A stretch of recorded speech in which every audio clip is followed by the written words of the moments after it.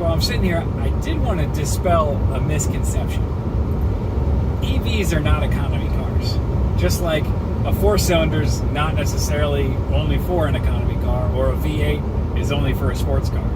An EV is a drivetrain. And now, they have a whole lot of characteristics that certain people sometimes compare to economy cars, although I think that really misses the mark.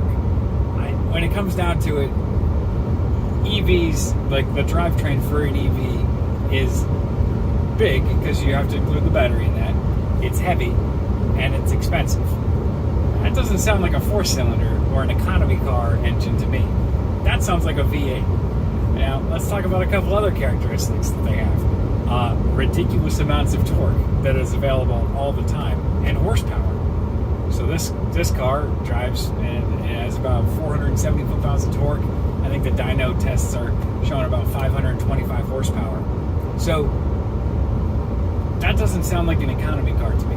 That's why it really bothers me when people compare them to, a Camry or anything like that. Like, if you want an economy car, don't buy an EV. Like, you can buy a hybrid. That's probably actually a really good idea for an economy car. But the reality is, a Tesla Model 3 Performance is probably more it's more akin to a BMW M3, about the same price, the 60 grand mark. The BMW is down on power, and it costs a whole lot more to operate it, and it's probably less reliable. But that's the beauty of the electric drivetrain, is that it fits a niche where it is a whole lot of power and it's economical to use. And I think you're going to see EVs replacing V8s, and then those Turbo 6s, like performance motors. And then for trucks that don't need to go a super long distance, or are always going to be back on a charger at night, like dump trucks. Buses, I think, are another great application. You own a landscaping company, as long as your trailer's not super non-aerodynamic and you're not driving on the highway the whole time. I think these are all the use cases where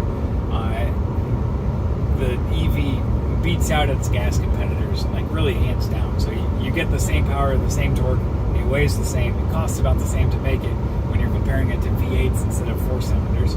And the reality is that operating costs and maintenance costs are a whole lot less. So that's really the advantage. And that's, people get caught up on the range, and they get caught up on the charging infrastructure and everything like that. I hope this shows, like, hey, it's not that intimidating to drive it a long distance and to charge the car on the economy. And I'm in the middle of freaking nowhere, Western Virginia. I'm not even in West Virginia yet, but I will be. But the idea is, I have no concerns right now about breaking down or anything happening to the car.